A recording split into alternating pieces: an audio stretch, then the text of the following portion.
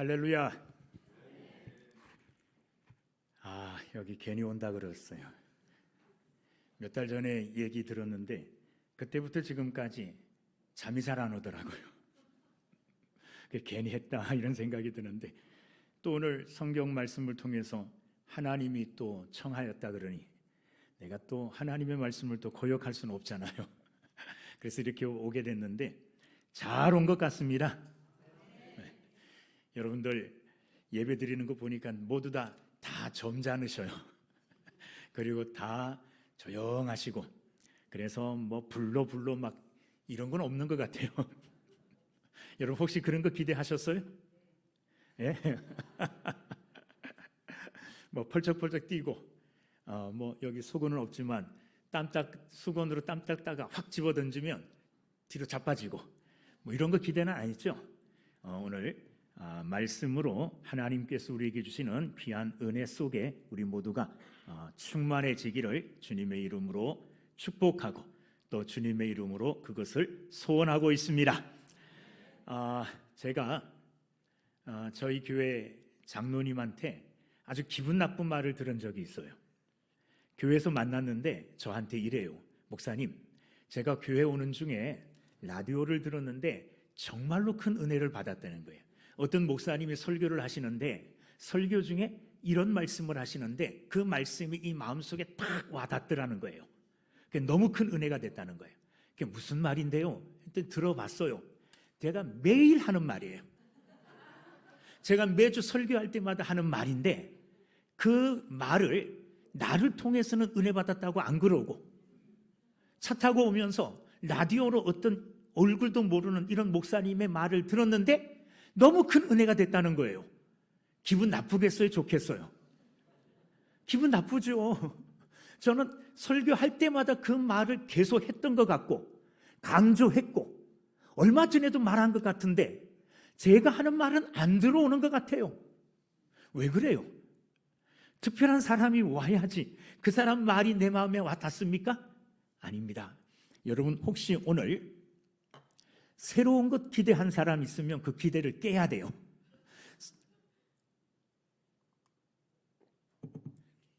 오늘 저한테서 여러분들이 들을 수 있는 것은 전혀 새로운 게 아닙니다. 여러분들이 목사님을 통해서 계속 들어왔던 말씀이에요.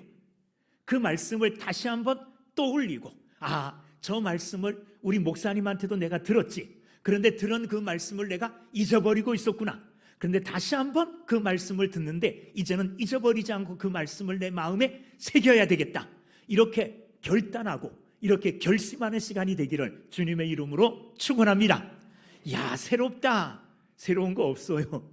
오늘도 제가 한 시간 말씀을 전할 텐데 전하는 그 말씀들이 다 하나님의 말씀에 나오는 것이고, 목사님이 계속 설교 시간에 말씀하셨던 그런 말씀들이에요.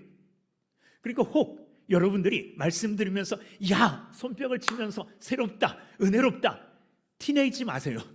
목사님이 싫어하실 줄도 몰라요. 어쨌든 새로운 말씀은 아니지만 반복되어지는, 또 새롭게 계속 듣는 그 말씀이 오늘 내게 새롭게 와 닿을 수 있어요. 그게 이제 은혜가 되어지는 겁니다. 얼마 전에 저희 교회 이제 주일날 11시에 예배 드리는데 한 20분 전에 제가 본당으로 내려가요. 그래서 15분 전부터 이제 찬양을 하는데, 본당으로 이제 내려갔는데 권사님들이 저를 어떤 2명의 아줌마가 만나러 왔대요. 목사님 만나고 싶다는 거예요. 그래서 누군가 하고 데려와 보라 그랬어요. 누굴까요? 어떤 2명의 단정하게 입은 이 아줌마가 CD를 손에 들고 저한테 뭐라 그러는지 아세요? 신천지 교회에서 왔대요. 주일날 설교하러 올라가는 저한테 신천지 CD를 주면서 나한테 전도를 하는 거예요. 이런 세상이에요, 여러분. 아니, 교회 본당까지 쳐들어와가지고 찾아와서, 그것도 담임 목사 저 만나러 왔대요. CD 주면서 이거 꼭 들어보라고. 그리고 신천지에 대해서 관심을 가지고 얘기해보라고. 기가 막혀가지고요. 세상이 이렇습니다. 정신 바짝 차려야 됩니다. 여러분, 예전에 시골에 살던 사람들이 서울에 올라가면 눈 감지 말라 그러죠? 왜? 눈 감으면 코 베어가니까. 눈 감으면 코 베어가는 시절이 아니라요, 정신 놓고 있으면 멸망으로 휩쓸려가는 시대예요. 넋 놓고 있다가 정신 바짝 차리고 있지 않다가 어느 순간에 내가 어떤 자리에 서 있는가 둘러봤더니 이단 자리에, 잘못된 교훈의 자리에, 아니 천국 가는 길이 아닌 멸망으로 가는 길에 서 있을 수도 있다는 겁니다. 여러분, 정신 바짝 차리시기를 주의 이름으로 축원합니다. 요즘 나이 많이 드신 분들도 핸드폰 있죠? 유튜브 많이 봅니다. 근데 유튜브 보다 보면 찬양 너무 아름답게 멋있게 율동도 하면서 찬양하는 사람들이 있어요. 그 넋도 없이 찬양 보다 보면 그 찬양을 들어요. 나중에 잘 알아보니까 그 찬양하는 사람들이 하나님의 교회에 속해 있는 이단에 속해 있는 사람들이. 저도 그 사람들 은혜가, 그 사람들 찬양이 야 은혜로스럽다 그러면서 몇 번 보다가 빠진 적이 있어요. 나중에 정신 차려 보니까 이단 사람들이 하는 찬양이었어요. 유튜브 이런 인터넷 들어가기만 하면요, 설교가 막 쏟아져 나와요. 저보다 100배, 1000배 설교 잘하는 사람들이 얼마나 많은지 몰라요. 설교 시간부터 막 정신을 차리지 못하게 해요. 막 웃겼다가 울렸다가. 그런데 거기에 빠져들고 나중에 빠져들고 또 빠져들고 보니까 그 사람이 이단 사람이에요. 정신 바짝 차려야 돼요. 언제 어디에서 우리를 공격하고 언제 어디에서 우리를 넘어뜨리는 악한 세력이 우리를 공격할 줄 모릅니다. 성경은 우는 사자처럼 삼킬 자를 찾는다 그랬습니다. 이럴 때 우리는 어떻게 해야 되느냐? 정신 바짝 차려야 됩니다. 교회 안에서도 여러분 정신 차려야 돼요. 제가 가장 위험하다고 생각하는 것은 정상적인 교회예요. 대한예수교 장로회라고 붙여놓고 거기에 무슨 교회 보면 목사님도 알려진 신학교, 괜찮은 건전한 신학교 나오셨고, 그리고 장로님도 계시고 권사님도 계시고 겉으로 보기에는 건강하고 바른 교회 같아요. 그런데 그런 교회에서도 잘못된 설교의 말씀이 나올 수 있을까요? 없을까요? 있어요. 하나님의 말씀의 뜻대로 가르치지 아니하고 자기의 생각을 이야기하고 자기의 경험을 이야기하는 이런 사람들이 얼마나 많은 줄 모릅니다. 그러므로 저는 똑같은 교회, 저 교회는 괜찮은 교회야, 어디 속해 있어, 건강한 교회야, 이렇게 말하는 교회임에도 불구하고 잘못 증거하고 있는 만약에 목사님이 계신다면 이단으로 소문난 교회보다 더 위험한 교회가 되어지는 거예요. 그런 교회 안에서도 성경적이지 않은, 바르지 않은 이런 일들이 수시로 일어나요. 수시로. 제가 경험한 어떤 교회 부목사로 있었는데 그 교회 어떤 권사님이 그런 말을 해요. 어떤 말을 하느냐 하면 병든 아주 심한 병이 걸려서 어려움을 당하고 있는 성도에게 이렇게 얘기하더라고요. 자기가 잘 아는 용한 권사님이 계신데요. 용한 권사님. 용한 권사님이 뭐예요? 용한 권사님, 그 권사님 뒤에다가 뭘 붙여야지 정상입니까? 용한? 무당이라 그러면 맞을 것 같아요. 그런데 그 권사님이 뭐라 그러느냐 하면 내가 알고 있는 용한 권사님이 계시는데 그 권사님한테 가서 기도받으면 낫는데요. 그런데 조건이 있다는 거예요. 그냥 기도받으면 안 되고 얼마에 헌금을 해야 된대. 그러면 꼭 낫는데요. 교회 안에서 이런 일들이 일어날 수 있어요, 없어요? 뒤에서 공공연하게 일어날 수 있습니다. 공공연하게. 그리고 믿음이 좋다는 사람이 믿음이 연약한 자들에게 이런 말도 해요. 무슨 어떤 소원을 이루려면 자식이 좋은 대학교 가기를 원해? 그러면 뭐라 그럽니까? 금식 기도해. 작정 기도해. 작정 기도하면서 그냥 기도하면 안 되고 어떻게 하면서 작정 기도하면 돼. 이런 것들을 가르쳐줘요. 또 그 사람은 그게 진짜인 줄 알고 목사님한테 묻지도 않고 그 권사님이나 집사님의 그런 권면을 받고 그렇게 해요. 그리고 나중에 뭐 듭니까? 시험 들어요. 나중에 바르지 않은 길을 따라간다는 거예요. 정상적인 교회라고 하는 그 안에서도 우리의 믿음을 흔들고 잘못된 가르침을 하는 게 되게 많다는 거예요.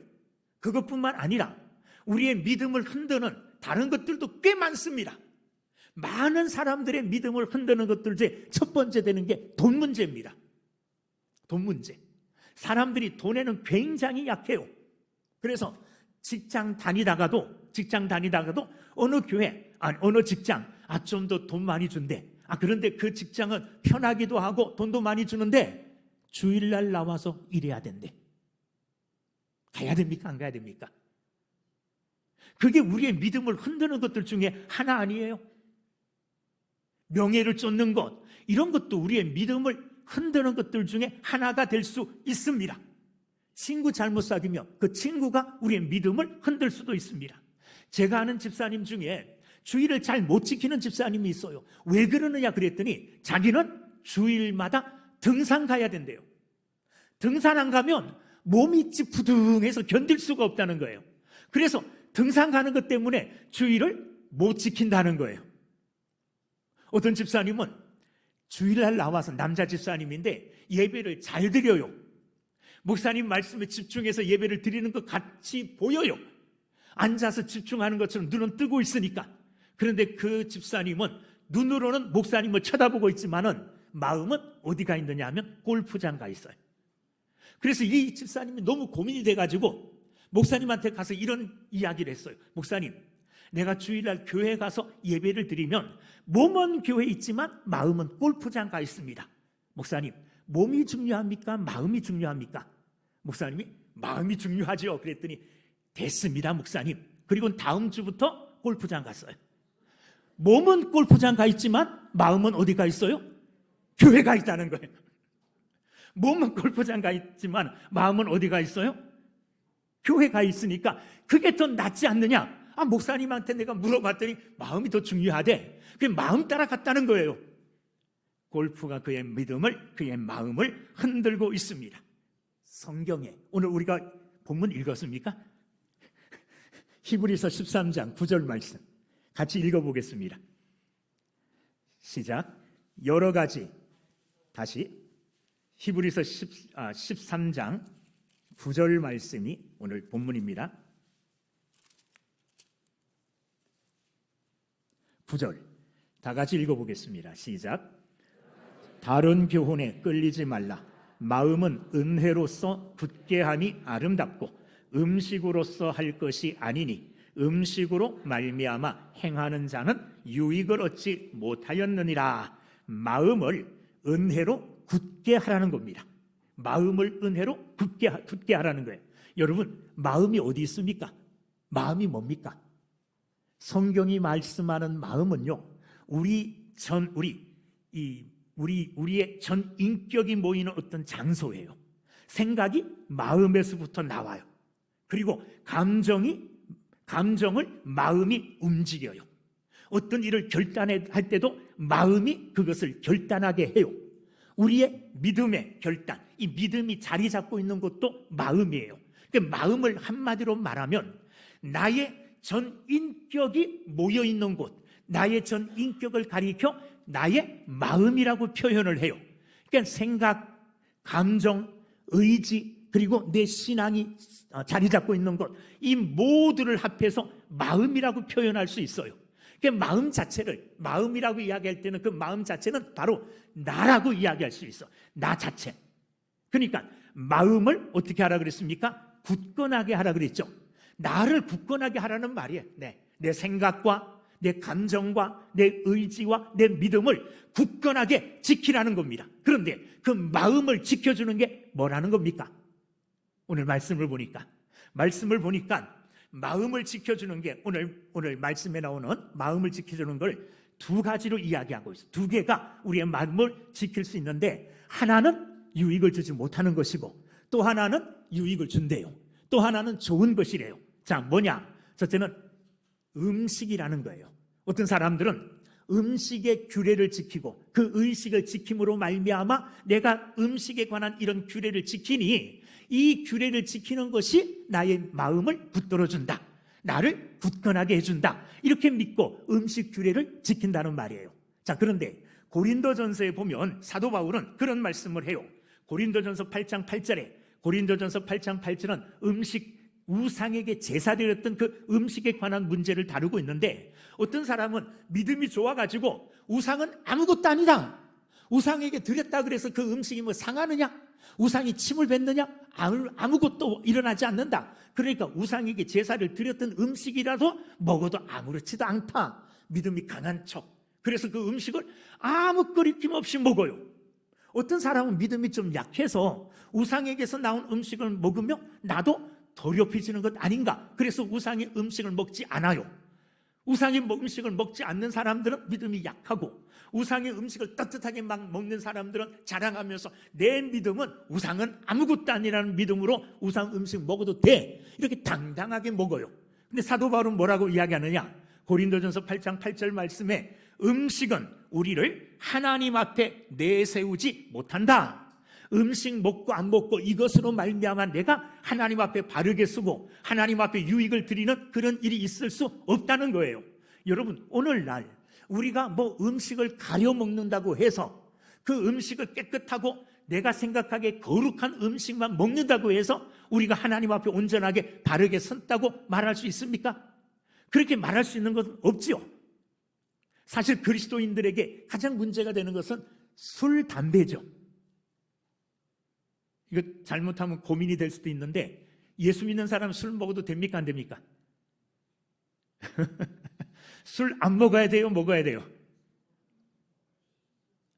뭐 성경적으로는 뭐 술을 먹어도 된다 이렇게 말하는 사람들이 많아요. 술 취하지 말라 그랬으니까 술 취하지 않을 정도 먹으면 되지 않느냐? 잘 모르겠어요.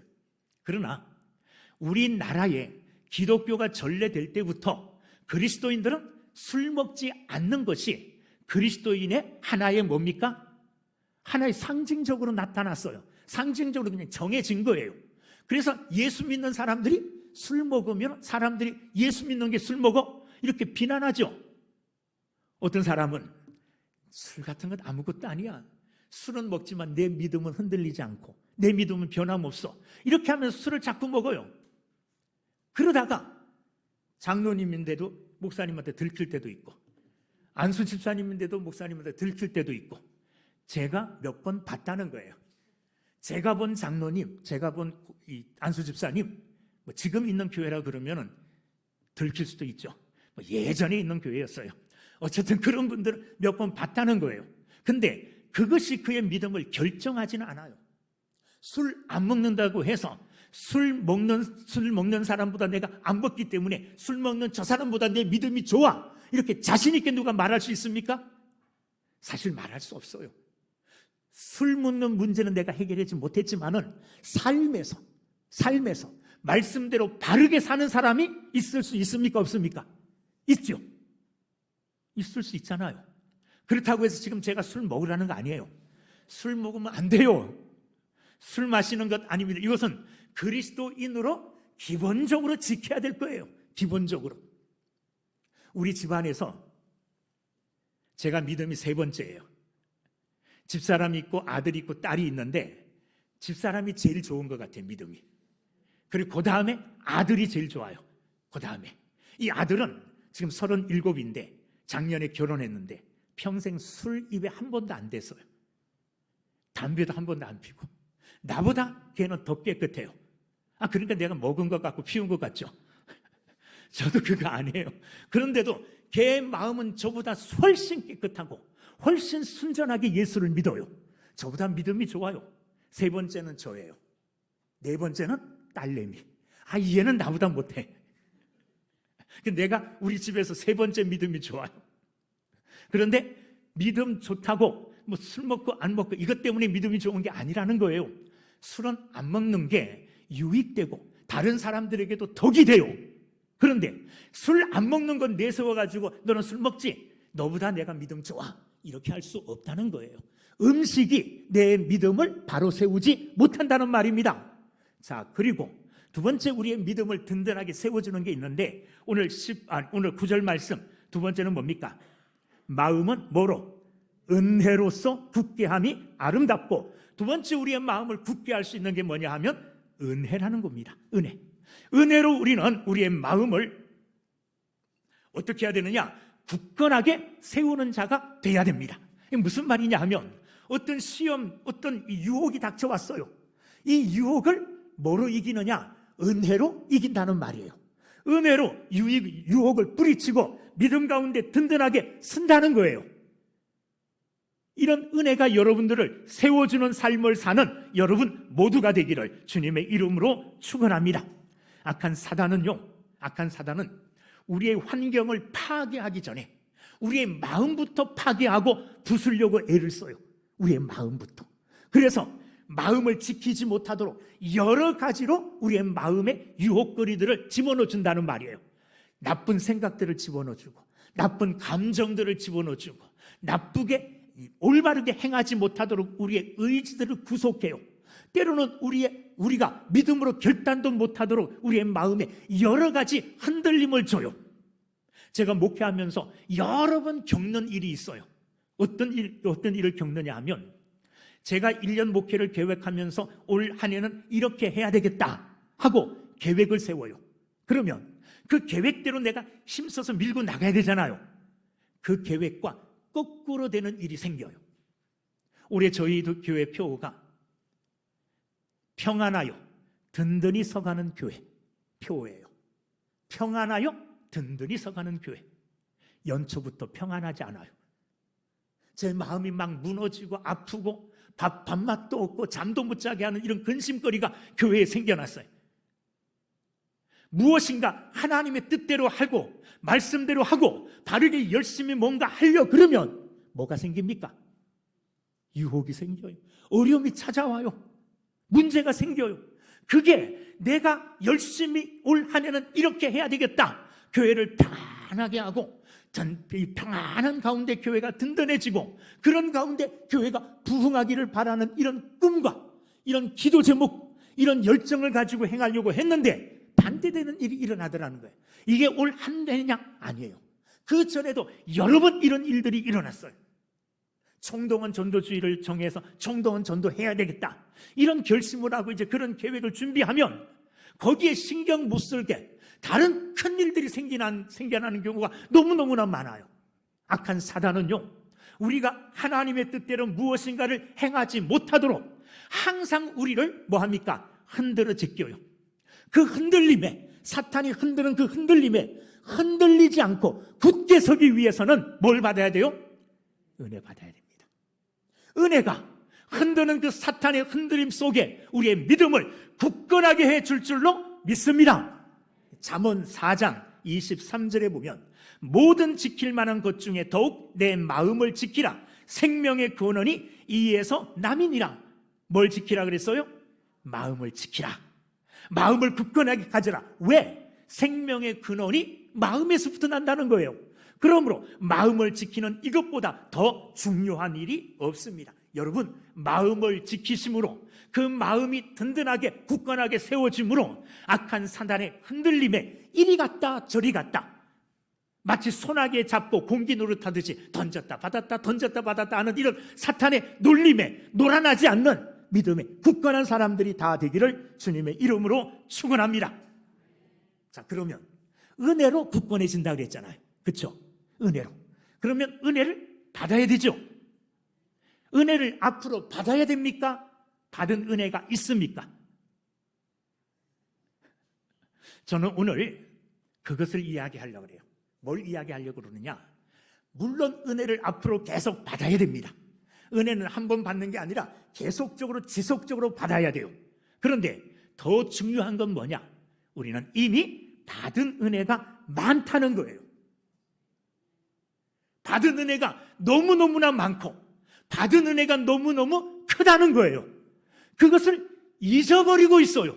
그러니까 은혜로 굳건하게 해야 될 시기에, 은혜로 굳건하게 해야 될 때에 이 은혜 받았음에도 불구하고 하나님, 나 지금 이렇게 흔들리는데 이 흔들림을 막아줄 만한 은혜 주세요.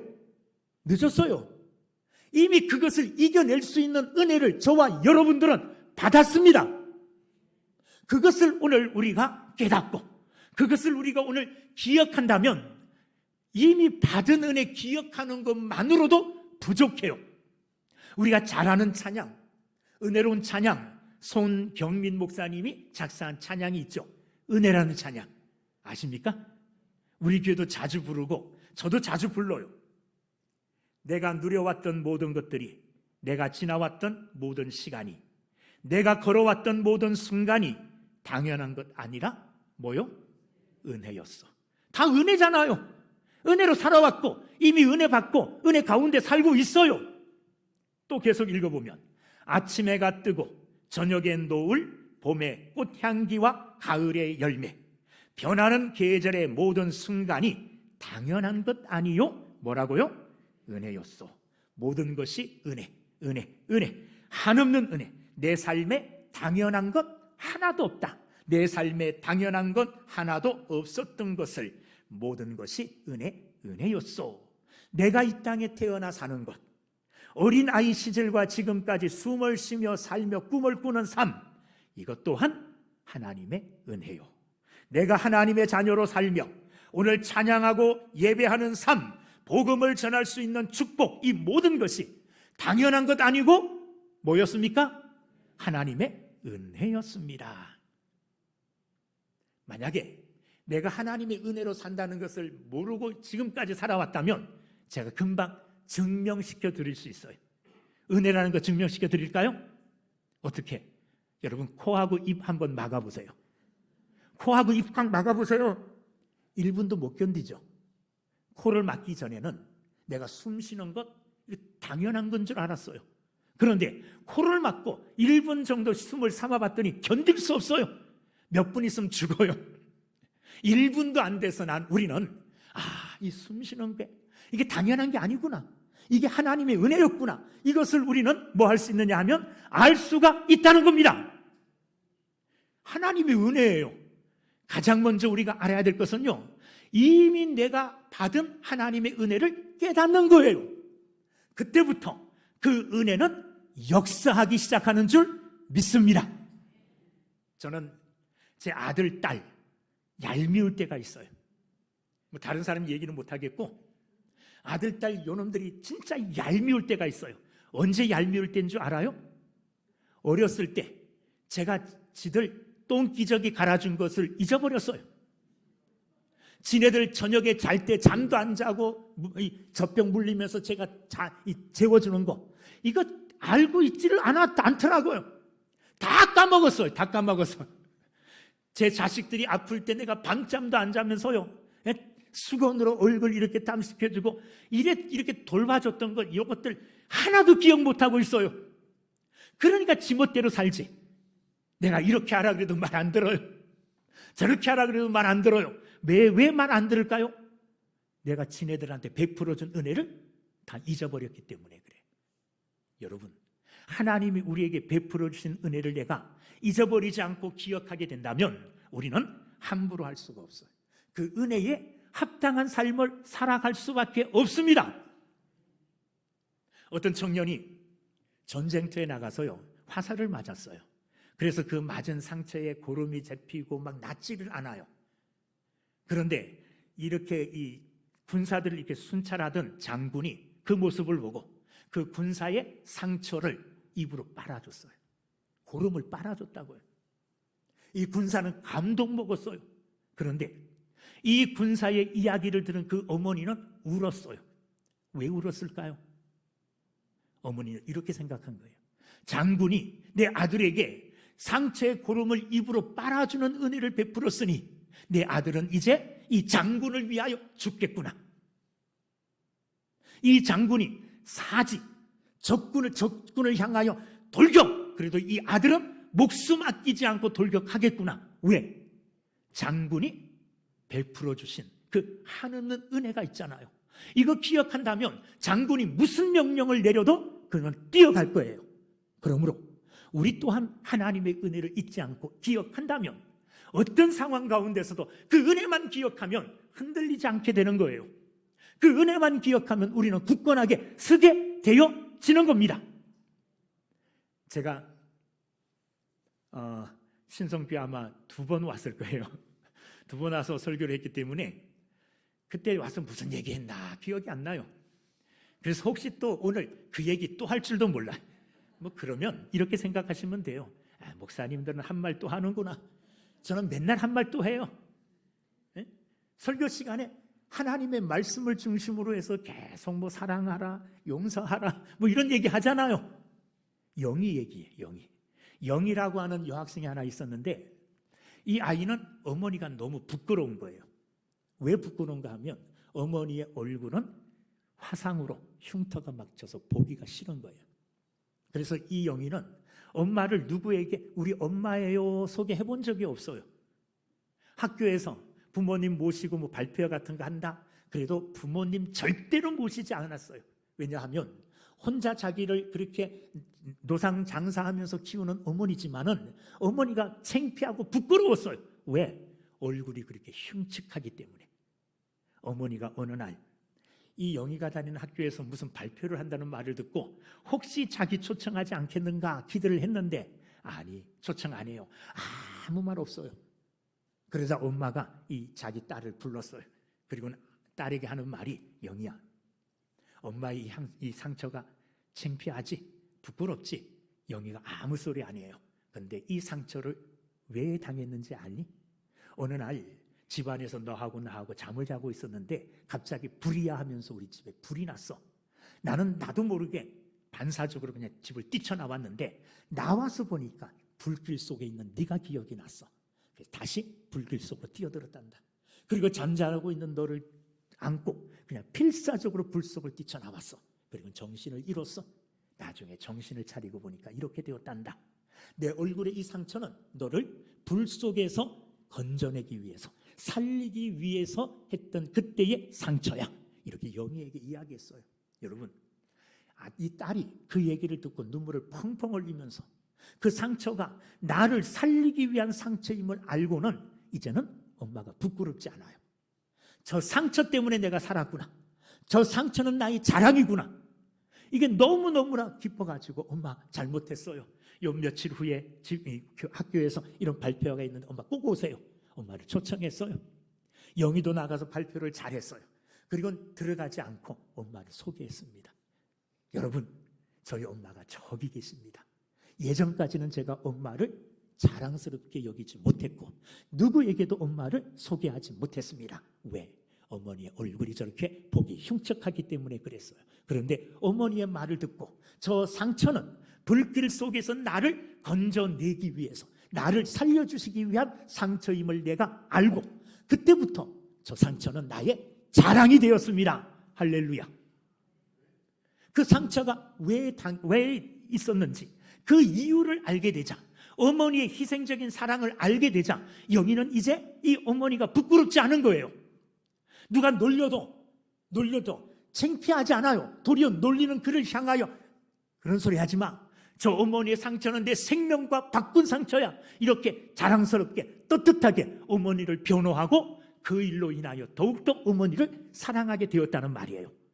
여러분, 우리가 하나님의 은혜, 이미 받은 은혜, 이거 기억하게 된다면 그 은혜로 말미암아 우리는 지금 어떤 상황 가운데서도 흔들리지 아니하는 믿음의 삶을 살게 될 줄로 믿습니다. 제가 히브리서 13장 9절 말씀, 이 말씀을 중심으로 해서 은혜에 대한 말씀을 준비하면서 히브리서에 도대체 하나님의 은혜가 어떻게 나오는가 한번 살펴봤어요. 히브리서 2장 9절 말씀 같이 찾아서 읽어보면 좋겠네요. 같이 읽어봅시다. 시작. 오직 우리가 천사들보다 잠시 동안 못하게 하심을 입은 자 곧 죽음의 고난 받으심으로 말미암아 영광과 존귀로 관을 쓰신 예수를 보니 이를 행하심은 하나님의 은혜로 말미암아 모든 사람을 위하여 죽음을 맛보려 하심이라. 예수님께서 십자가에 죽으신 것은 모든 사람을 위한 죽음이라는 거예요. 여러분, 예수님께서 십자가에 양손과 두 발, 옆구리에는 창으로 찔림을 당하시고 머리에는 가시면류관을 쓰시고 피와 물을 다 쏟으시고 십자가에서 죽으셨습니다. 왜 죽으셨습니까? 예수님의 죄 때문에 죽으셨습니까? 아니에요. 그 자리는 내가 달려야 될 자리예요. 내가 죽어야 될 자리예요. 그런데 나 대신 예수님께서 거기 달리신 거예요. 나 대신 예수님께서 그 자리에서 죽으신 거예요. 이게 하나님의 은혜입니다. 하나님의 은혜예요. 예수 그리스도의 나 대신 십자가의 죽으심으로 말미암아 내가 죄 용서받았어요. 죽을 죄로 가득 차 있던 내가 깨끗한 죄가 없는 사람이 되었다는 말입니다. 누구 때문에요? 예수님의 십자가의 죽으심 때문에. 예수님의 그 십자가의 죽으심 때문에 나는 하나님의 자녀가 되었습니다. 할렐루야. 나는 거룩한 하나님의 백성이 되었어요. 이게 하나님께서 예수 그리스도를 통하여 우리에게 주시는 은혜입니다.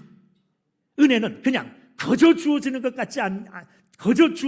같지만 아닙니다. 은혜는 공짜처럼 보이지만은 사실은 예수 그리스도의 핏값으로 받는 은혜예요. 은혜예요. 여러분, 오늘 예배 드릴 수 있는 것, 예수님 아니면 누가 하나님 앞에 나와 하나님을 아버지라 부르며 예배할 수 있었겠습니까? 예수님 때문이 아닙니까? 예수님이 아니라면 오늘도 우리는 죄 때문에 고민하고 이 죄 때문에 영원한 멸망에 이를 삶을 살고 있었을 거예요. 그런데 예수님이 저와 여러분 대신 십자가에서 피 흘리셨어요. 십자가에서 죽으셨어요. 그 덕분에 우리는 의인이 되었습니다. 하나님이 우리를 보실 때에 새카만 죄인인데 우리를 보지 아니하시고 예수 그리스도를 믿음으로 말미암아 예수님이 내게 덮어 씌우신 의, 예수 그리스도의 의를 보시고 나를 의인이다 이렇게 칭하여 주신 겁니다. 할렐루야. 이게 은혜 아닙니까? 이게 은혜예요. 이게 은혜. 자, 누군가 나를 세상의 여러 가지 것들로 흔듭니다. 야, 이번 주일날 꼭 같이 가자. 내가 너를 위해서 멋진 파티를 준비했어. 그래? 매주 가는 것 주일 하루 빠지지 뭐. 흔들릴 수 있죠. 아닙니까? 야, 그런데 이번에 같이 가면 간 사람들에게 차비도 준대. 얼마나 많이 주는지 알아? 100만 원씩 준대. 야, 주일 한 번 어기면 파티도 참석하고 100만 원 용돈도 받고 차비도 받고 좋다. 흔들리고 있어요. 그때 누구 생각해야 됩니까? 하나님이 내게 베풀어 주신 예수 그리스도를 통한 은혜. 예수 그리스도께서 나를 위하여 십자가에 죽으셨는데 100만 원? 뭐 파티? 맛있는 음식? 그까짓 게 나를 흔들 수 있어? 아니야. 예수 그리스도의 믿음으로 예수 그리스도를 믿고 예수님을 통한 하나님이 나에게 주신 구원의 은혜, 이 은혜 생각하니까 도저히 갈 수가 없어요. 은혜로 믿음을 굳건하게 한 겁니까? 안 한 겁니까? 굳건하게 한 줄로 믿습니다. 굳건하게 한 거예요. 은혜로. 여러 가지 유혹들이 닥쳐오는데 그 유혹들 속에 하나님이 내게 주신 은혜를 생각하면 그 은혜로 말미암아 흔들리지 아니하고 내 자리, 믿음의 자리를 지킬 수 있게 되는 겁니다. 여러분, 예수님을 통한 하나님의 내게 베풀어 주신 은혜, 이 은혜를 항상 기억하실 수 있기를 주님의 이름으로 축원합니다. 폴리갑이라고 하는 사람이 있어요. 이 사람은 세례 요한의 제자라고 알려졌어요. 이 사람이 예수를 믿다가 그만 이제 예수 믿는 것 때문에 잡혀서 이제 사형을 당하게 됐어요. 불에 태워져서 화형을 당하게 됐습니다. 그러자 그를 사랑하는 사람이 이렇게 말합니다. 폴리갑씨, 딱 한 번만 예수님을 모른다고 그냥 시침이 뚝 떼고 얘기하면 이 죽음은 면할 것 아닙니까?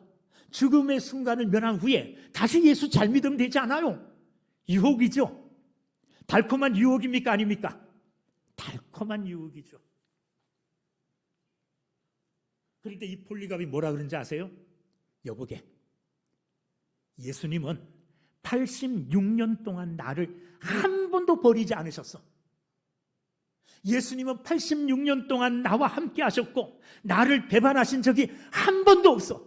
그런데 내가 어떻게 그런 예수님을 배반할 수 있어? 나는 예수님을 절대로 배반할 수 없어. 기쁨으로 화형을 당했어요. 뭐가 그의 믿음을 지켜준 겁니까? 예수님의 은혜가, 하나님이 주시는 은혜가 그를 지켜주신 줄로 믿습니다. 지켜주셨어요. 여러분, 구원받았죠? 누구로 말미암아요? 예수 그리스도로 말미암아 구원받았어요. 예전에는 저도 부흥에 많이 참석했습니다. 제가 잘 모를 때에는 부흥의 강사님이 항상 그래요. 복음 전해놓고 오늘 이 시간에 예수 그리스도를 구주로 영접하여 하나님 자녀가 되기를 원하는 사람 있습니까? 이 시간 다 함께 조용히 오른손 들어주세요. 그 술머니 다 들어요. 이 사람들이 작년에도 들었던 사람이에요. 이 사람들이 내년에 부흥회 하면 또 손들 거예요. 매년 부흥회 할 때마다 구원받기를 원하는, 예수님을 영접할 사람 손들라 그러면 다 맨날 들어요. 왜 그럴까요? 확신이 없기 때문에. 내가 예수 그리스도를 구주로 영접하고 하나님의 자녀가 되었으면 하나님의 자녀 된 거예요. 부흥 목사님이 아무리 눈물을 흘리게 하고 감정을 막 뒤흔들면서 지금 당장 예수를 영접해야 될 것처럼 해도, 나 몇 년 전에 예수님 영접했잖아요. 구원의 확신이 있으면 흔들리지 않는 거예요. 죄사함 받은 자는 흔들리지 않는 겁니다. 여러분, 구원의 확신 속에 하나님이 예수 그리스도를 통하여, 예수 그리스도의 십자가의 죽음을 통하여 내게 주신 하나님의 은혜로 말미암아 굳건해지는 여러분, 흔들리지 않는 믿음을 지키는 여러분들이 되기를 주님의 이름으로 축원합니다. 마음을 지키는 여러분들이 되기를 주의 이름으로 축원합니다. 또 히브리서를 쭉 살펴보니까 히브리서 10장 29절 말씀에 은혜의 성령이라는 말이 나와요. 은혜의 성령. 은혜의 성령을 욕되게 하는 자가 은혜의 성령을 욕되게 하지 말라는 거죠. 은혜는요, 그냥 순전히 어떤 개념이나 감정이 아니에요. 은혜는 성령 하나님, 하나님이신 성령께서 우리에게 부어주시고 우리와 함께 하시는 은혜요 삶이에요. 은혜요 삶이에요.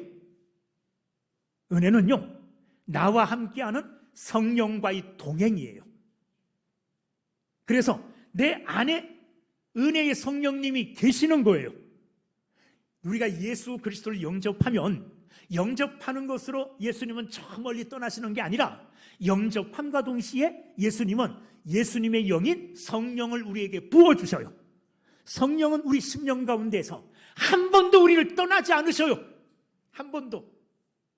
여러분, 만약에 손님을 집에 초청해 놓고 손님은 그냥 저 작은 방에 그냥 이렇게 모셔놓고 손님과 대화도 안 하고 대접도 안 하고 그냥 있는 듯 없는 듯 취급하면 손님이 기분 나쁘겠죠. 아까 제가 우리 김하선 목사님이 5시까지 오라 그래서 5시까지 왔어요. 아무도 없길래 좀 기다렸어요. 한 20분 정도 되니까 김하선 목사님 나오셨어요. 그래서 이제 좀 일찍 왔죠. 그죠? 근데 김하선 목사님이 나를 저 목양실 옆에 구석 자리에 여기 계셔요. 그리고 혼자 돌아다니는 다른 볼일 다 보고 내 혼자 거기 썰렁하게 남겨뒀으면 난 기분 나빴을 거예요. 설교 안 하고 집에 갔을 줄도 몰라. 그런데 여러분들 안에 내주에 계시는 성령님을 그렇게 대하고 있어요. 성령 하나님이 우리 안에 계신대잖아요. 예? 성령 하나님이 우리 안에 내주하신대잖아요. 그분은 우리 안에서 우리와 함께 생활하며 우리에게 은혜 주시는 분이라잖아요. 그런데 이 성령 하나님께 하루에 한 번이라도 말을 겁니까? 하루에 한 번이라도 내 안에 계시는 성령 하나님이 오늘도 나를 인도해 주세요 하고 성령 하나님께 내 삶을 맡깁니까? 하나님, 내가 이쪽으로 가야 될지 이쪽으로 가야 될지 잘 모르겠어요. 내 안에 계시는 성령 하나님, 어느 길로 가는 것이 하나님을 기쁘시게 하는 길일까요? 성령 하나님께 물으십니까? 여러분 안에 계신대잖아요. 내주하신대잖아요. 은혜의 성령님이 되잖아요. 그런데 함께 계시면서도 1년 내내 저 구석진데 그냥 가만히 모셔만 놓고 말도 한 번 안 걸어요. 대화도 한 번 안 해요. 계시는지 안 계시는지도 몰라요. 성령 하나님이 얼마나 슬퍼하실까요?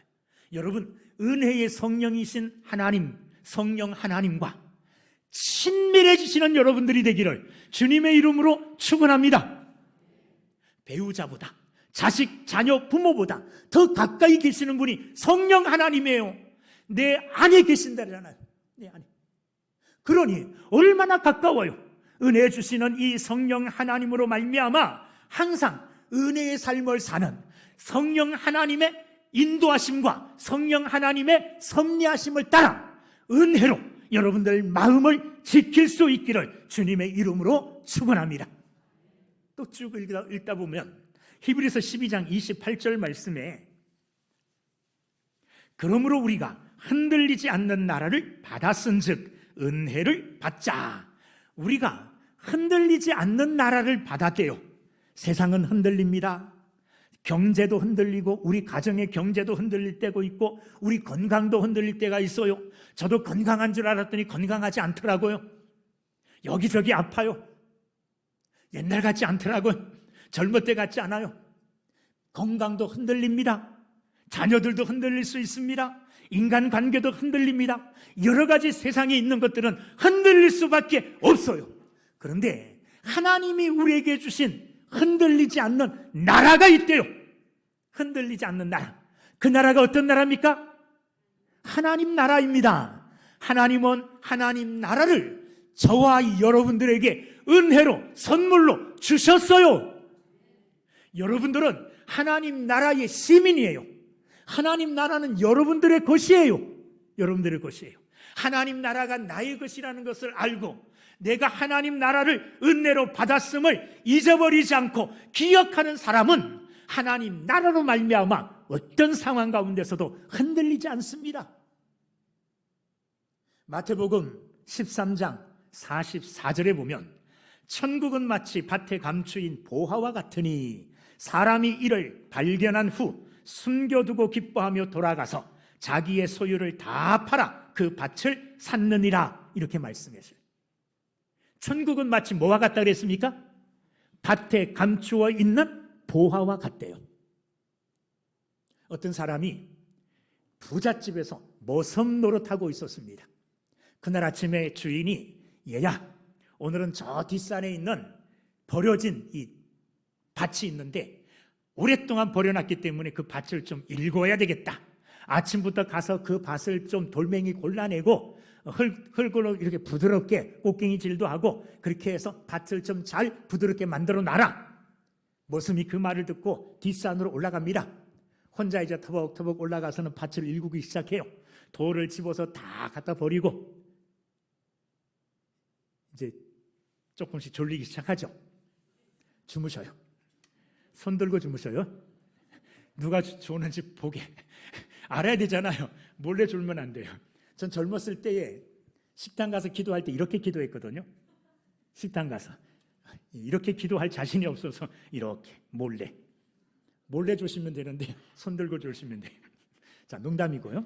자, 아침부터 가서 밭을 일굽니다. 밭에 이제 깊이 박힌 돌멩이도 캐내야 되잖아요. 꽃갱이질도 하고 깽이질도 하면서 밭을 말 일구는 가운데 꽃갱이질을 탁 하는데 뭔가 거기에 딱 부딪혀요. 돌소리가 아니에요. 이상해서 그것을 파봤어요. 아주 오래전에 묻어놓은 녹선 괴짝이 하나 나오는 거예요. 야, 이게 뭘까? 뭔지 아시죠? 그 뚜껑을 딱 열어봤더니 그 속에 금은 보화가 가득 차 있는 거예요. 어떻게 했을까요? 다시 감춰놨어요. 감춰놨어요. 그리고는 이를 다 마친 후에 주인집에 돌아왔습니다. 주인에게 주인님, 내가 오늘 아침부터 가서 그 밭을 다 잘 개간해 놨습니다. 그런데 주인님, 오늘 아침에 집에서 나오는데 우리 아들놈이 아빠, 왜 우리 집에는 땅이 하나도 없어? 왜 주인 집에 가서 일만 해주는 거야? 우리 집에도 우리 땅이 있었으면 좀 좋겠어. 이런 얘기를 하는 것 듣고 내가 가슴이 너무너무 아팠는데 주인님, 버려졌던 땅, 오늘 내가 아침부터 가서 땀 흘려서 개간한 그 땅, 그것을 저에게 파십시오. 주인이 안 된다. 안 팔아. 네가 그렇게 부지런하고 네가 그렇게 성실한데 그런 쓸모없는 땅을 내가 너에게 줄 게 아니라 더 좋은 땅 너를 위해서 준비해놨어. 머슴이 어떻게 했을까요? 아닙니다, 주인님. 저는 그 밭이 꼭 필요해요. 그래서 주인을 졸르고 졸라가지고 그 밭을 드디어 샀습니다. 그 밭에 반문서를 딱 가지고 주인 집에서 탁 나왔어요. 너무 기뻐서 춤추다가 돌멩이에 걸려서 넘어졌어요. 무릎팍이 깨져서 피가 나요. 아플까요? 안 아플까요? 왜 안 아파요? 그 밭이 있잖아요. 밭만 내 게 아니라 그 당시의 법으로 그 밭을 사게 되면 밭에 묻어있는 그 모든 것도 내 소유가 되는 거예요. 그러니까 넘어져서 무릎팍이 깨졌는데 피가 났는데 하나도 안 아프네요. 집에 왔어요. 집에 오는 길에 막 춤을 추면서 왔다고요. 너무 좋아서. 동네 사람들이 보면서 뭐라 그럴까요? 저놈 미쳤네. 저놈 미쳤네. 미쳤다고 손가락질해요. 부끄러울까요? 안 부끄러울까요? 안 부끄러워요. 야, 손가락질 할래요? 마음대로 해. 나는 네가 알지 못하는 비밀이 하나 있어. 나는 이제 너보다 몇 배 부자야. 나는 이제 네가 헤아릴 수 없는 엄청난 부자가 된 거야. 밭에 감춰져 있는 보화로 말미암아 누가 손가락질해도요 부끄럽지 않아요. 집에 돌아왔는데 마누라가 막 바가지를 긁어요. 야, 이놈의 양반아, 내일 먹을 쌀도 없는데 어딜 그렇게 뻘뻘거리면서 돌아다니냐고 막 바가지를 긁어요. 그 바가지가 어떻게 해요? 마음을 아프게 할까요? 아니요, 하나도 안 아파요. 오히려 그 바가지가 노랫소리로 들려요. 왜 그럴까요? 밭에 감추인 보물 때문에 그래요. 밭에 감춘 그 보물이, 그 보화가 뭐라 그랬어요? 오늘 마태복음 13장 44절에 천국이라 그랬어요. 천국은 마치 밭에 감추인 보화와 같으니, 천국을 소유한 사람들은요 밭에 보화가 그렇게 감춰 있는 사람과 같은 기쁨이 있다고요. 예수 믿는 것 때문에 누가 놀려도요, 손가락질 해도요 부끄럽지 않아요. 창피하지 않아요. 그 사람들이 알지 못하는 밭에 감추어진 보화가 있잖아요. 천국은 내 거야. 천국은 내 거야. 저하고 집사람의 소원이 있어요. 무슨 소원이냐? 아무리 써도 잔액이 마르지 않는 그런 카드 한번 써보고 싶은 게 소원이에요. 하루 종일 여기 가서 긁어도 저기 가서 긁어도 1년 내내 막 긁어도 잔액이 없어지지 않는 그런 카드 한번 갖는 게 소원이에요. 그래서 그 전에 집사람이 한번 로또를 샀어요.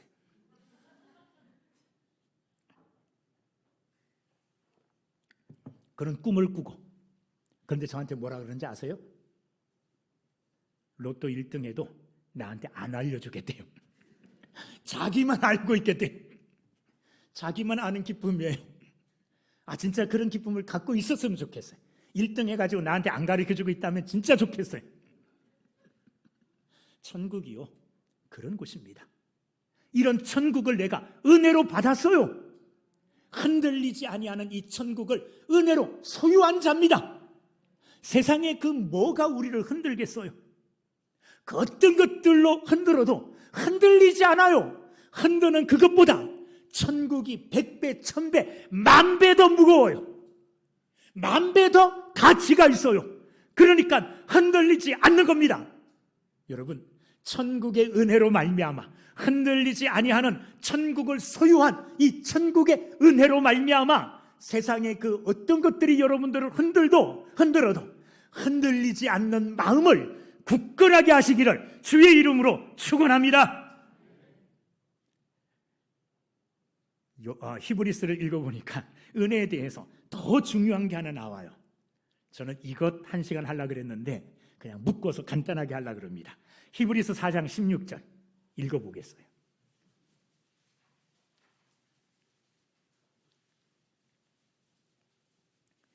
읽어봅시다. 시작.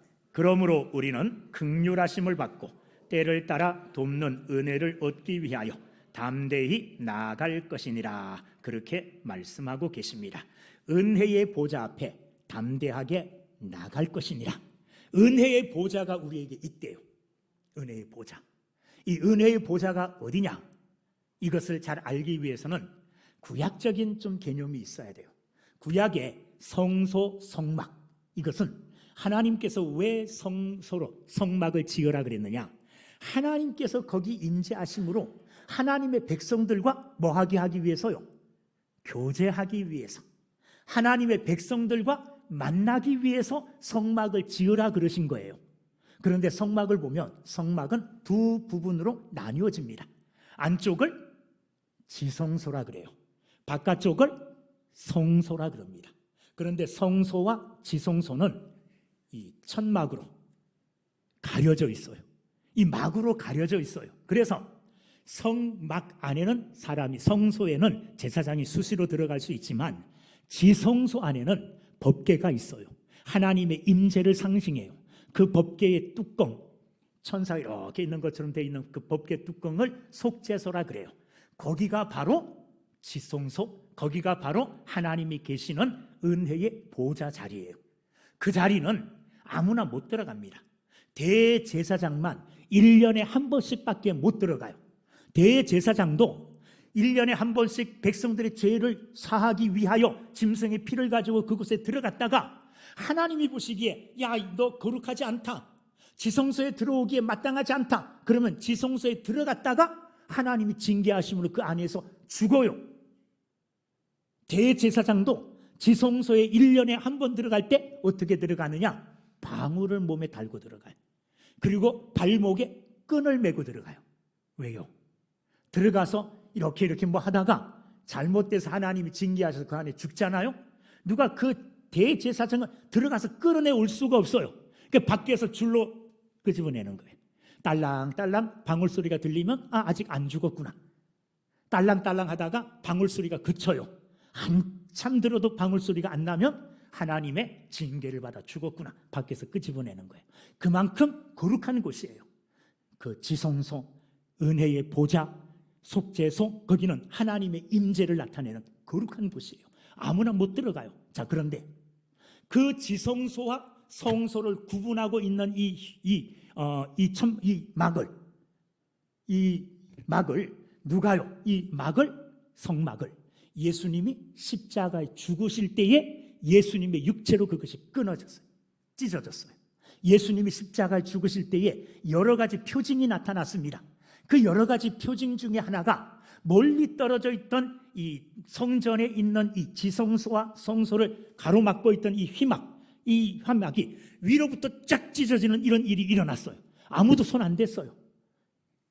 예수님이 십자가에 죽으시는 동시에 예수님의 죽으심을 통하여 하나님께서는 지성소와 성소를 막고 있던 휘장을 위로부터 찢으심으로 예수 그리스도를 통하여 지성소, 은혜의 보좌, 하나님이 계시는 그곳으로 들어가는 길을 열어놓으신 거예요. 그 새롭게 열린 산 길이에요. 저희 교회가 새길교회잖아요. 새길이라는 그 이름이 그 성경 구절에서 나왔어요. 새로운 살 길, 새 길. 은혜의 보좌 앞으로 예수 그리스도로 말미암아 새롭게 열려진 길이라는 거예요. 그 길을 통하여 이제는 우리는 누구든지 담대히 나갈지어다 그랬어요. 담대히. 이 담대히 나간다는 말은 용기를 가지고 나간다는 말도 있지만은 자유롭게 나간다 그런 말도 있어요. 이제는 아무 때나 우리는 하나님을 만나고 싶으면 누구든지 그리스도 예수를 믿는 믿음 가지고 은혜의 보좌 앞에 언제든지 나갈 수 있어요. 은혜의 보좌 앞에 언제든지 왜 나갑니까?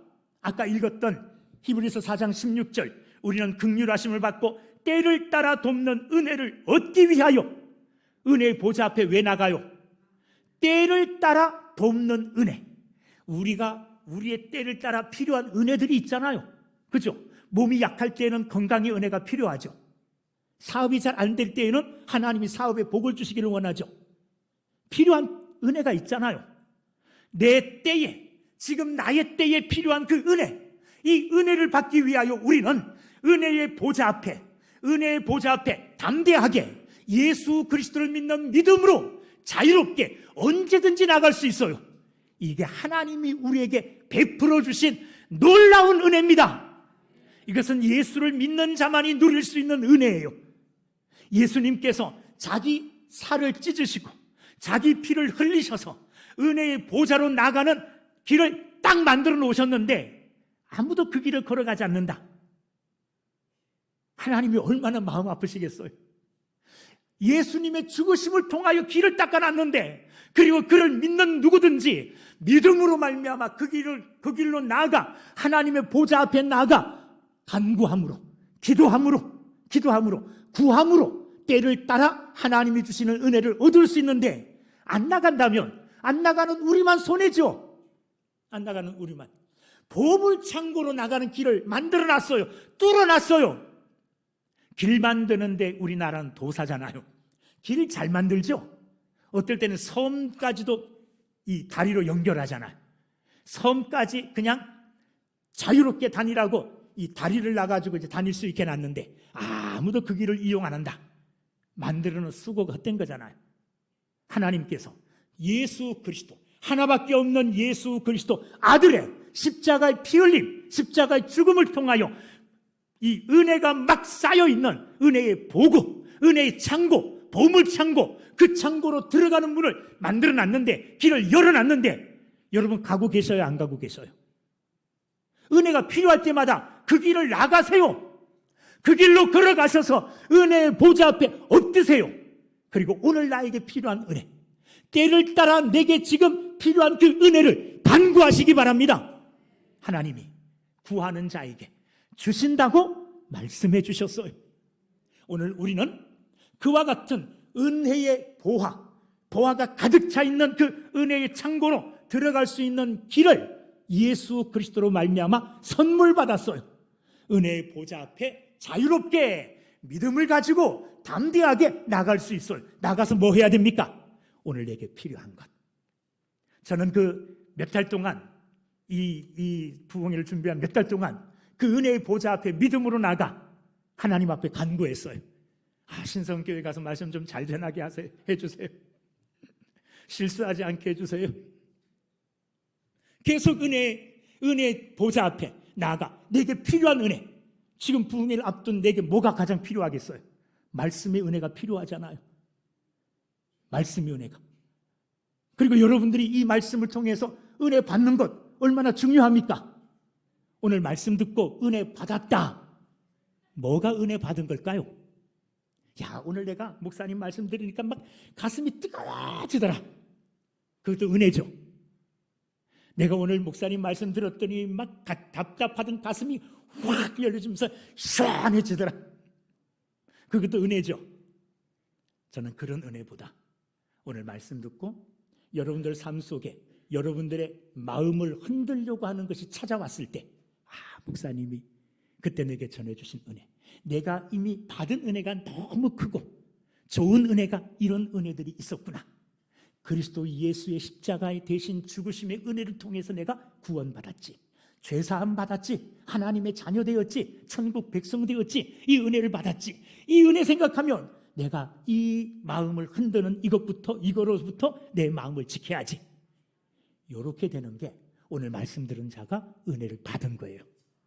무슨 말씀인지 아세요? 나를 흔드는 세상의 어떤 문제가 내게 찾아왔을 때 막 흔들려. 이럴까 저럴까 하다가 하나님이 내게 하나님 나라를 선물로 주셨지, 은혜로 주셨지. 이것보다 더 가치 있고 이것보다 더 큰 은혜가 더 큰 게 어디 있을까? 이건 아무것도 아니야. 세상의 재물, 명예, 건강 이런 거 아무것도 아니야. 하나님 나라에 비하면 그들은 그 하나님 나라의 은혜로 말미암아 마음을 굳건하게 지켜서 흔들리지 않게 되는 것. 이게 오늘 말씀 듣고 은혜 받은 사람들의 증거입니다. 말씀 들은 후에 여러분들의 삶들을 통해서 오늘 내가 은혜 받았어 한 그 은혜 받음을 삶에서 증거하며 살아가는 여러분 다 되시기를 주의 이름으로 축원합니다. 우리 한번 말씀 기억하면서 기도하겠습니다. 오늘 저는 말씀을 통해서 은혜가 우리의 마음을 굳건하게 해준다 그랬습니다. 새로운 은혜 받는 것 중요합니다. 은혜의 보좌 앞에 담대하게 자유롭게 나아가 때를 따라 주는 은혜를 우리는 받아야 됩니다. 그러나 그것보다 오늘 제가 강조하고 싶은 것은 오늘 우리는 더 크고 귀중한 은혜를 이미 받았다는 겁니다. 이미 받은 그 은혜를 소중하게 여기고 이미 받은 그 은혜를 기억하면서 그 은혜 속에 굳건하게 서게 하여 주시옵소서. 십자가의 은혜를 붙들게 해 주시옵소서. 은혜의 성령님의 도우심을 받게 하여 주시옵소서. 흔들리지 않는 나라를 바라보며 세상의 그 어떤 것들에도 흔들리지 아니하는 담대한 믿음을 내게 주시옵소서. 다 함께 통성으로 은혜 구하며 기도합시다. 기도하겠습니다. 주여, 주여, 주여. 살아계신 아버지 하나님, 은혜로 우리의 마음이 굳건해지게 하여 주시옵소서. 음식이나 내 욕심이나 내 하나님 아버지 노력이나 내 아버지 하나님이여 참으로 공로로 아버지 하나님 나의 마음이 굳건해지는 것이 아니라 하나님이 주시는 은혜로 굳건해지게 하여 주시옵소서. 이미 우리는 많은 은혜들을, 큰 은혜들을, 귀하고 값진 은혜들을 받았습니다. 십자가의 은혜를 붙잡게 하여 주시옵소서. 우리를 죄에서 구원코자, 우리를 살리고자 하나밖에 없는 예수님이 십자가에서 피 흘려 죽으셨습니다. 예수님의 피 흘리심을 생각하며 십자가의 은혜를 사모하게 해주시고, 십자가의 은혜가 나를, 나의 마음을 아버지 하나님 흔드는 모든 것에서부터 지켜주시고 굳건하게 사로잡아 주시옵소서. 우리 안에 내주하시는 은혜의 성령 하나님께서 우리의 삶을 이끌어 주시고 우리의 삶을 인도하여 주심으로 아버지 하나님, 세상 가운데서 나를 흔드는 그 어떤 것들로부터 우리를 하나님이 구원하여 주시고 우리를 굳건하게 바르게 세워 주시옵소서. 오 살아계신 아버지 하나님, 하나님의 나라가 하나님이 주시는 크신 은혜입니다. 하나님 나라의 은혜로 흔들리는 우리의 믿음이 굳건해지게 하시고 세상 그 어떤 것들로부터도 흔들리지 아니하는 믿음의 삶을 사는 저희들이 다 되게 하여 주시옵소서. 오 살아계신 아버지 하나님, 사랑하는 신성교회 성도님들, 하나님께서 십자가의 은혜를 부어주시고 내주하시는 성령 하나님의 은혜로 아버지 하나님 흔들리지 아니하는 하나님 나라의 은혜로 세상 그 어떤 흔들림 속에서도 유혹 속에서도 흔들리지 아니하고 마음을 굳건하게 지키는 저들이 다 되게 하여 주시옵소서. 주께서 함께 하여 주실 줄로 믿습니다. 주여, 주여, 주여. 하나님 아버지, 흔들릴 때마다 하나님이 주시는 은혜로 굳건하게 세워지게 하시고 은혜 붙들고 아버지 하나님 살아가는 저희들 다 되게 하여 주시옵소서. 찬양 주님여 이 손을, 주님여 이 손을 꼭 잡고 가소서. 약하고 피곤한 이 몸을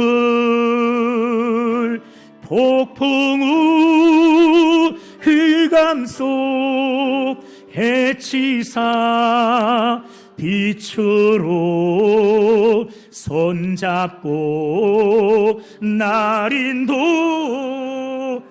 인도하소서. 인생이 힘들고 고난이 겹칠 때 주님여 날 도와 주소서. 외치는 이 소리 귀 기울이시사 손잡고 날 인도하소서. 손들고 한번 합시다. 주님여 이 손을 꼭 잡고 가소서. 약하고 피곤한 이 몸을 폭풍 후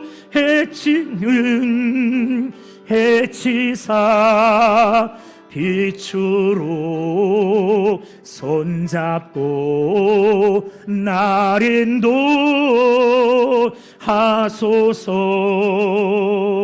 인생이 힘들고 고난이 겹칠 때 주님여 날 도와 주소서.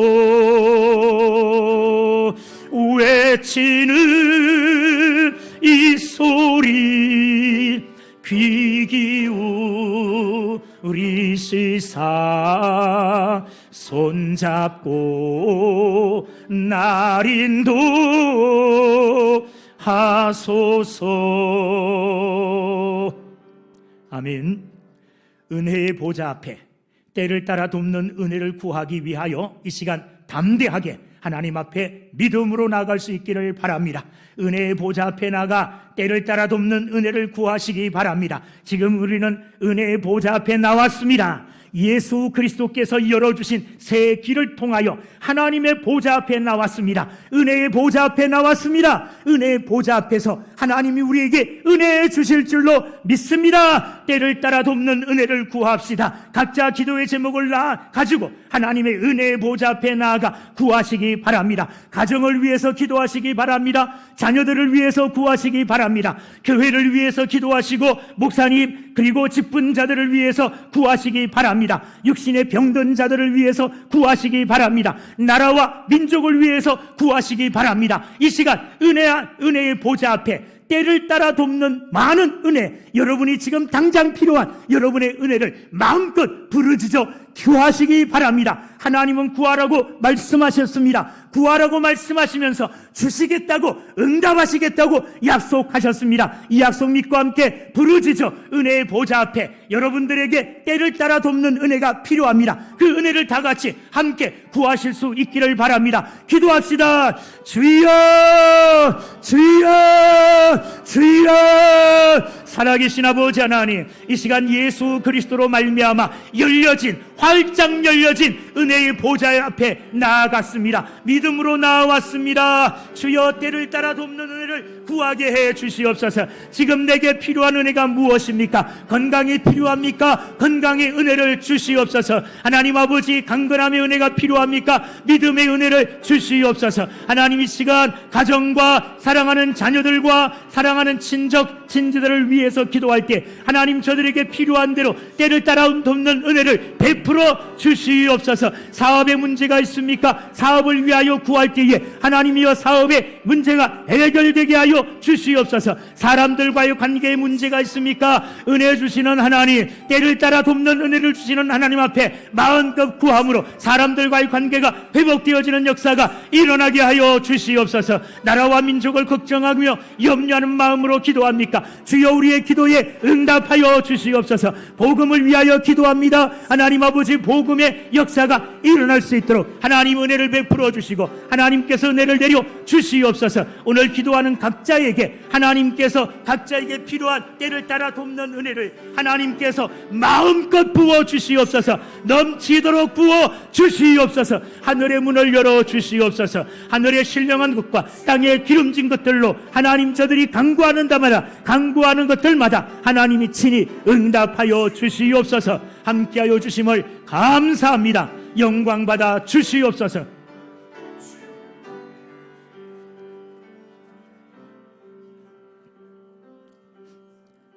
살아계신 아버지 하나님, 세상의 그 어떤 것들이 우리의 마음을 흔들지라도 하나님이 내게 주신 은혜로 말미암아 마음을 굳건하게 하게 주시옵소서. 십자가의 은혜를 붙잡게 해 주시옵소서. 예수님께서 나를 구원코자 십자가의 죽으심으로 내 죄가 사하여졌고 내가 의인되어 하나님의 자녀가 되었습니다. 이 놀라운 은혜가 얼마나 큽니까? 이 은혜로 말미암아 흔들리는 우리의 마음이 굳건하게 되게 하여 주시옵소서. 하나님 아버지, 또한 성령의 은혜를 기억하게 해 주시옵소서. 내 안에 계시는 성령 하나님이 우리를 이끌어 주시고 우리를 보호하여 주시고 우리를 인도하여 주실 줄로 믿습니다. 그 은혜로 인하여 흔들리지 아니하는 굳건한 마음을 갖게 하여 주시옵소서. 하나님께서 흔들리지 아니하는 하늘의 선물을 우리에게 은혜로 주셨습니다. 은혜로 받은 하나님 나라로 말미암아 세상의 그 어떤 것들이 나를 흔들러도 흔들리지 아니하는 굳은 마음을 지키게 하여 주시옵소서. 하나님, 무궁한 하나님의 은혜의 보화가 쌓여있는 하나님의 창고로, 보화의 창고로 길을 열어주심을 감사합니다.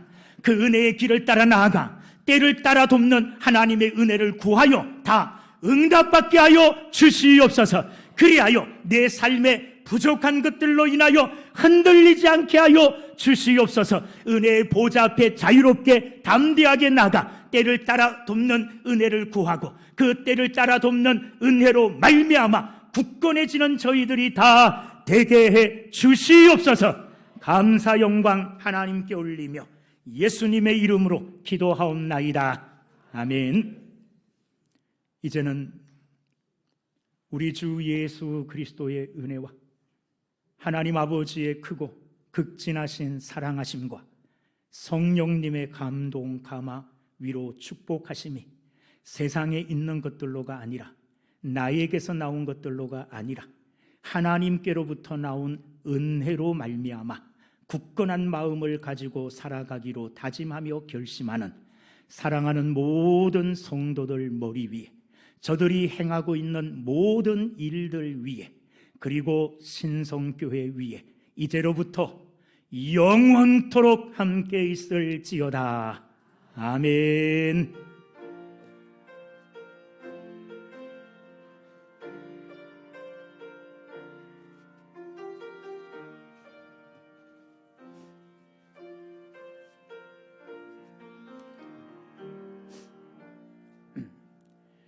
네, 여러분들 말씀 마쳤습니다. 감사합니다. 이렇게 저녁에 나온다는 거 쉽지가 않은데 여러분들이 나와주셔서 너무나 고맙습니다. 감사합니다.